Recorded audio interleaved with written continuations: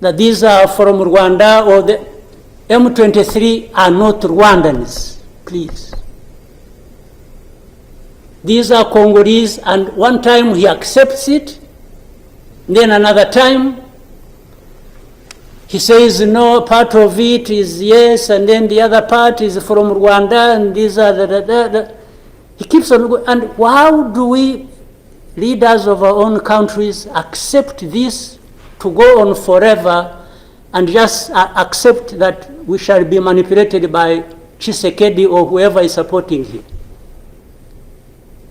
And South Africa dares even issue threats about what is likely to happen. Thank you, Chairman of our community.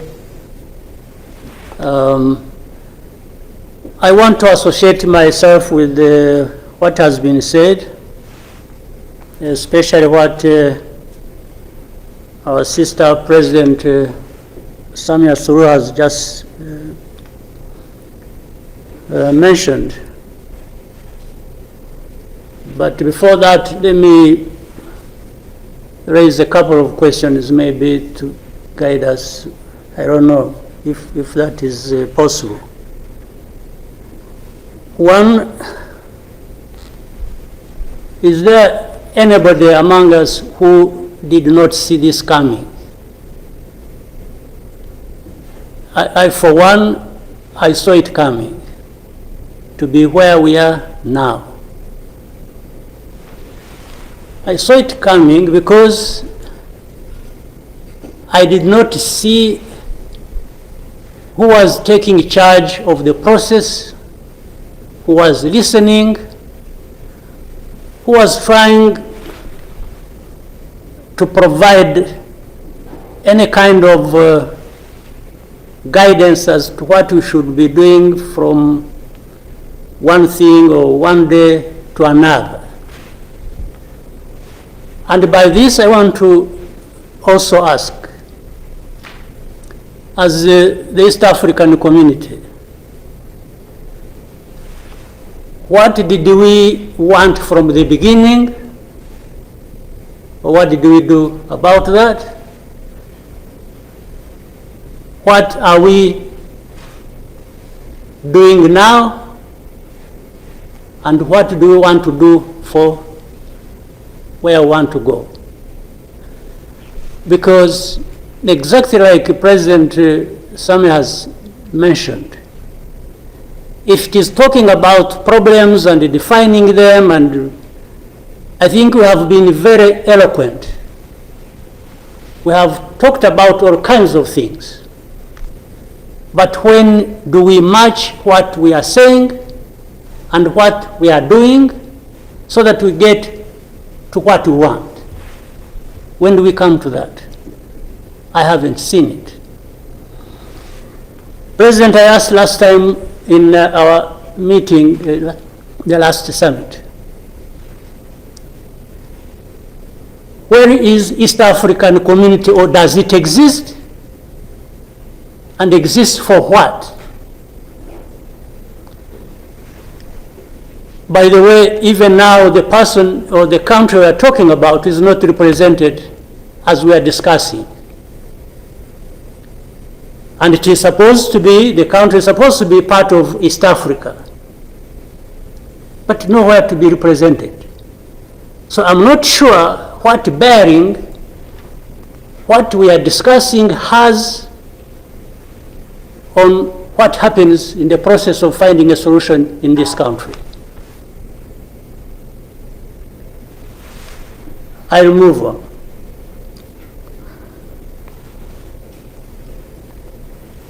The conflict that was created from the time we had the East African community get involved in trying to help in Congo, and later on when the East African force was trying its best and we are seeing progress,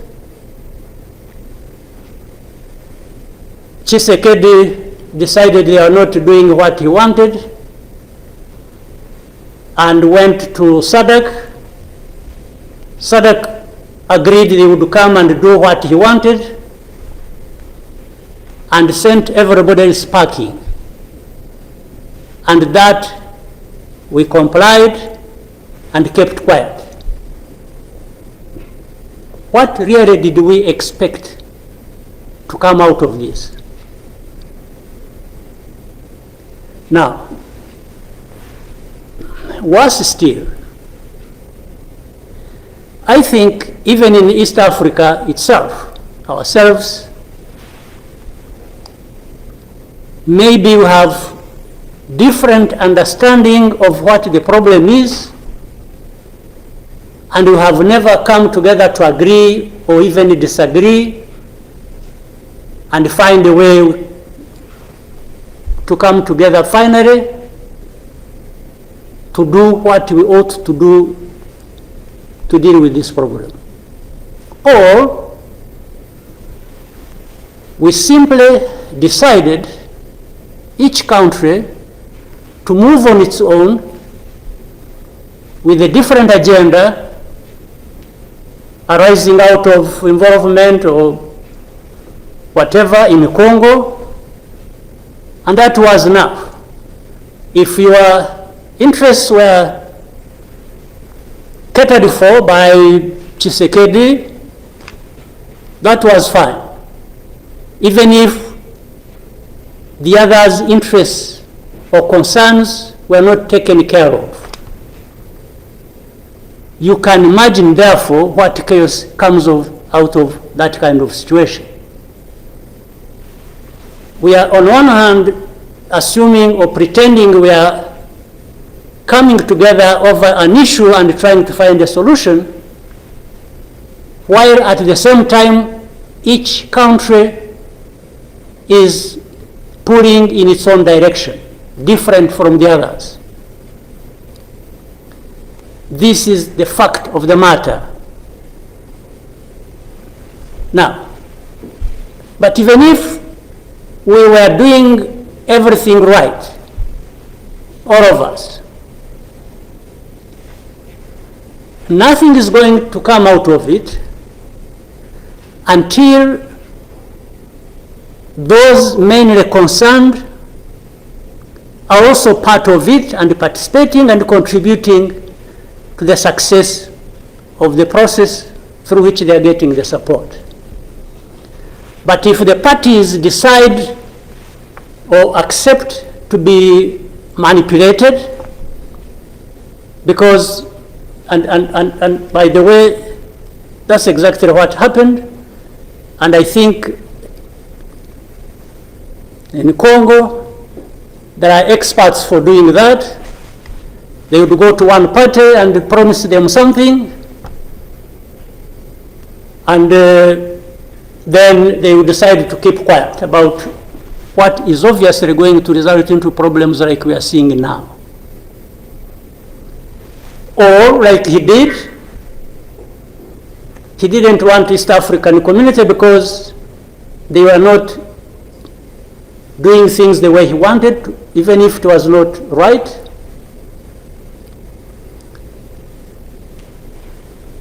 He got rid of them and he decided to bring in SADC. SADC was,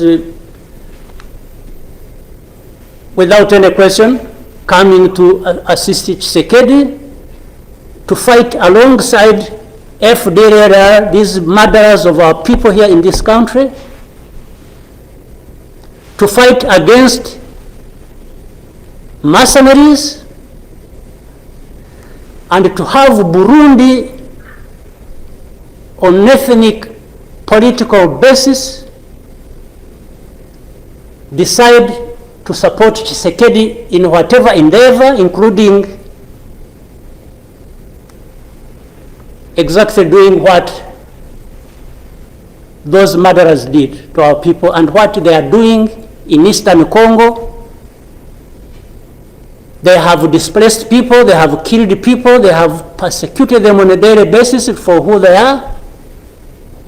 We have refugees here who have been here for the last 20 plus years, just dislocated from Congo and sent to Rwanda because they say these are ethnic Tutsis and therefore they belong to Rwanda, they don't belong there. And everybody is around. I don't know how many entities we have in Congo, honestly. We have MONUSC, we have some DRC, we have mercenaries, we have Burundi, we have FDLR that has joined them. And everybody is there watching this thing, and we pretend it's like we don't understand what has been going on for all these years.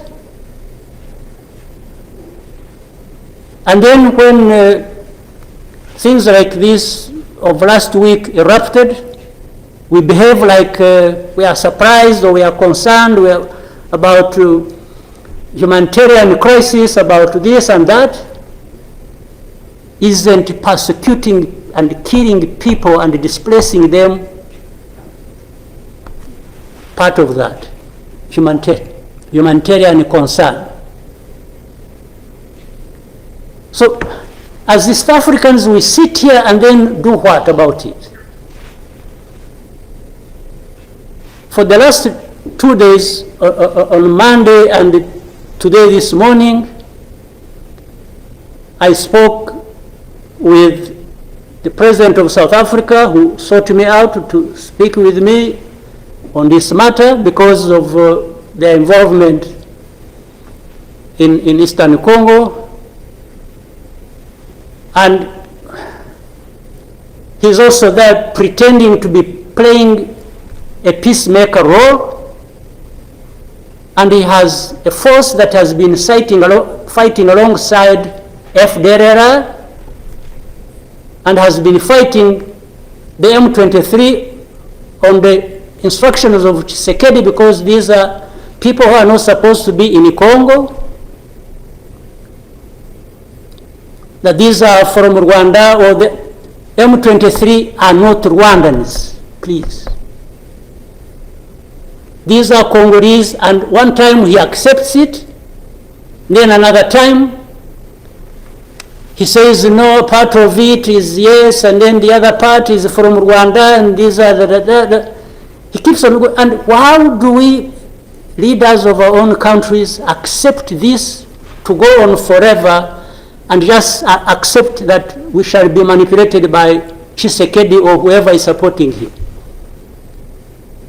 And South Africa dares even issue threats about what is likely to happen after that, and so on and so forth.